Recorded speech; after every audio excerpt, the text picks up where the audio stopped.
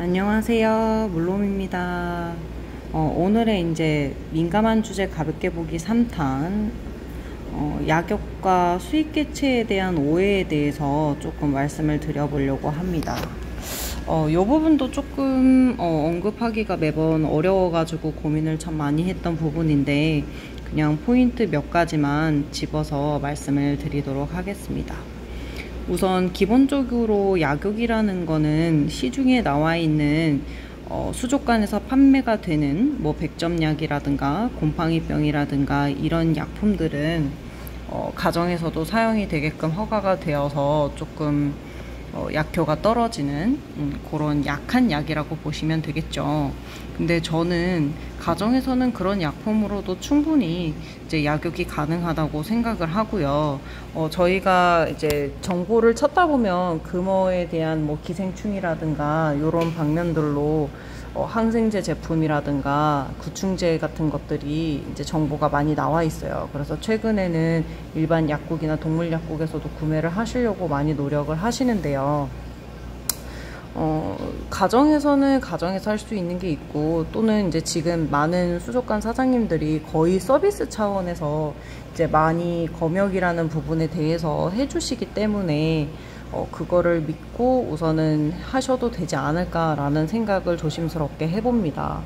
왜냐면 그 약품들이 우선은 대용량으로 해서 이제 판매가 되고 처방전이 필요한 경우도 많고요. 남용을 하다 보면 아이들이 쉽게 죽어나가는 경우들도 많기 때문에 가정에서 어학 여유가 없다면 죽을 수도 있는 부분이거든요. 쉽게 생각해서 소금육 같은 경우도 얘네들은 민물고기이기 때문에 이제 소금을 과하게 쓰다 보면 당연히 죽을 수밖에 없다는 걸 생각을 하시면 돼요. 당연히 또 약하게 쓰면 어느 정도 체내에는 이제 염분이 있기 때문에 얘네들이 버티는 거죠. 그쵸? 그러니까 민물고기이기 때문에 이제 소금이 과다로 쓰게 되면 이제 문제가 되겠고, 또 얘를 어느 시점에 적당히 쓰지 못하면 아무 효과가 없어요. 그거를 인지하셨을 때 조금 약품 사용에 대해서 우리나라 분들은 좀 이렇게 지적인 거를 추구하시고 많이 본인이 가정에서 뭔가를 해주기를 이렇게 하시거든요. 아이들한테 애정을 갖고. 근데 그게 되게 많이 위험할 수도 있다라는 거를 인지를 하시는 게 저는 좋다고 생각을 합니다. 그리고 이제 대부분 수족관 사장님들이 얘기를 하면 어쨌든 랜선으로 얘기를 해야 되기 때문에 뭐 믿는 거를 많이 어려워하세요. 근데 수족관 사장님들을 믿으시는 게 우선 1순위고, 그 다음에 두 번째가 요즘은 이제 수산질병 이렇게 하시는 분들이 많잖아요. 전문적으로. 저도 사실은 전공이고요. 제가 우리 손님들 중에 가끔은 이제 가게를 한다고 해서 진짜 직업에 기초는 없지만 무시하시는 분들이 있는데, 제가 잠깐 제 피셜을 하자면 저는 대학도 2개 나오고 대학원도 나오고, 제가 지금도 투잡으로 아이들을 가르치지만 제 제자가 올해 서울대를 갔습니다. 제가 바보는 아니란 얘기죠. 그쵸? 제가 조금 똑똑합니다. 네. 그래서 그런 경우들을 봤을 때 저도 뭔가 근거를 가지고 일을 하고 뭔가 이렇게 원인을 찾고 하는 거를 좋아하는 사람 중에 하나지만, 이 약품을 쓰는 거에 대해서는 되게 조심스럽습니다. 그리고 손님들에게도 말씀을 드리는 것도 되게 어려워하는 게, 제가 똑똑한 척하고 그걸 가르쳐 드려서 죽었을 경우에 책임이 되게 무거워요. 생명이기 때문에. 근데 그거를 쉽게 말씀하시는 오히려 그분들이 조금 문제가 있다고 봐요. 솔직히 말하면. 이게 되게 이제 민감한 부분이겠죠. 그쵸?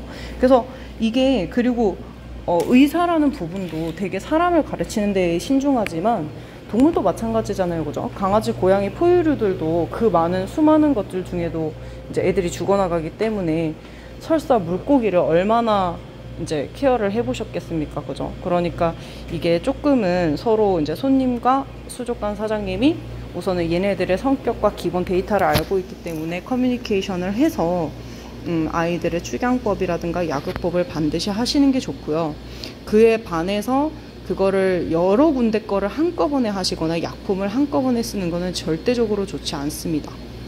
지금 보시는 영상에서도 최근에 이제 뭐 수입종들은 오래 버티지 못한다. 그 다음에 이제 최근에 뉴 라인으로 나오는 맹쇼 같은 경우에 애들이 약하다라는 얘기들을 많이 하시거든요. 근데 지금 보시면 2월에 들어온 아이도 지금 저희 2호점에 아직 살아있고요. 그죠? 그 다음에 제가 지금 4월 9일날 들어온 아이도 지금 영상에 보이는 아이입니다. 지금 놀고 있죠? 심지어 합사도 됐어요. 합사도 지금 6개월이 넘어가는 아이랑, 그 다음에 그 중간에 한 4개월 축양 정도 되는 이제 주인님이 안 나타나셔가지고 애들이 늘어져 있죠. 그죠? 허리도 길고. 그런 아이들하고 합사가 충분히 돼서 놀고 있는 겁니다. 그래서 보여드리려고 지금 영상을 제가 이렇게 했고요. 그 다음에 앞전에 이제 여러 마리 있어서 4마리 있던 그 어항의 아이들 또한 걔네가 5월 며칠 들어온 아이들인가? 그 아이들도 이제 지금 아까지 4마리, 요 나오네요. 요 영상에서도 지금 4마리가 놀고 있습니다. 그러니까 얘네들이 뭐 세균성을 뭐 맞는다, 얘네는 물을 타서 죽는다, 얘는 어항을 제가 4번 옮겨준 아이들입니다. 이해가 되시겠죠?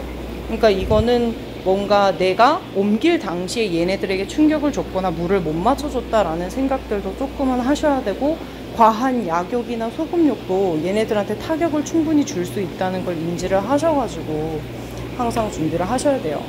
그리고 사실상 지금 물생활은 우리나라가 조금 이제 막 뜨고 있는 그런 분야이기 때문에 경험치나 데이터가 많지 않아서 사실은 많이 죽여보고 어떻게 보면 많이 경험해보고 이렇게 해서 많이 쌓이지 않을까라는 생각이 듭니다.